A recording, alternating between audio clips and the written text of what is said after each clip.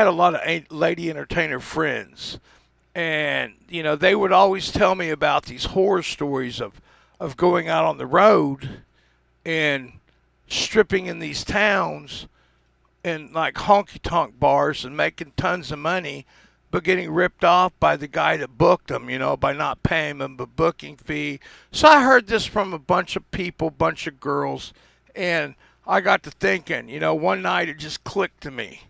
Okay. And this girl talked, I sure wish somebody would book our shows. And so I said, so what is a show? And so they told me, and I had a friend, Kerry Staten, brother, been in that adult entertainment business all his life. And so I got with him and I said, man, he's an entertainer too. Hey, let's put together a strip show, a burlesque strip show. And, well, how do we do this? So what we did was, I'll never forget it. I booked a show at the Ramada Inn on a lingerie night in Norman, Oklahoma. I had to have a name of a dance troupe, so we incorporated the name the Midnight Dolls, the Essence of Seduction Tour. And so we went down and did this show. Kerry was the MC and I was the DJ. We had 5 girls and we did a show. And as we improved, we got merchandise where I started taking this show all over the United States. And did you sell these at the merch table? We would sell these at the merch table, and we wouldn't sell them. We would give them away. And what I did was I'd have a hostess with the mostest that would go around and sell raffle tickets for $1 or 7 for 5, and we'd give away these posters. We'd give away T-shirts, stickers, and table dances. And so, and we called it the warm up, like the opening act. And you'd know how the crowd was going to be by what you got on the floor, and that's how you could set the tone. Then we made each girl have a theme. Like I had Miss America. She danced to Yankee Rose by David Lee Roth. We had sparklers and, we broke all kinds of laws. And we had a good time doing it. But it looked cool. I had a girl that we'd do fire, and had another one that was an army brat, and she'd dress up in army uniform, And I mean, we had something for everybody. We had a football player. We had a football player. A football war. Whose idea was that? We had cheerleader. It just, something we just had. And cheerleader, farm girl, and the coolest one was we did teacher, hot per teacher. Teacher needs to see me after school. We had rulers, and use your imagination. The crazy part about it is I could do hot per teacher. We could set out 4 chairs like a circle pit, and the girl go around them all and beat them for money, and away, and then next, the other 4 come on. You got 4 or 5 minutes to do it. You could run through a lot of people in that time if or you could, hey, play the song longer. But, the Midnight Dolls, we ended up doing, it became like a touring rock band. Basically, they got a writer. I had dressing room things that they needed. We always asked for roses, couple of drinks,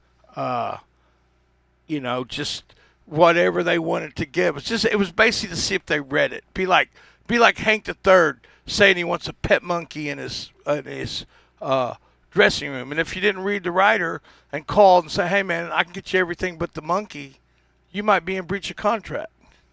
So that's why the brown M&Ms and all those stories you hear about backstage, you know. But what I was able to do, Hank 3 really wants a monkey, though. yeah. Uh, what's that dude's name? Sammy Kershaw. 8x10 of Bugs Bunny, or he doesn't play.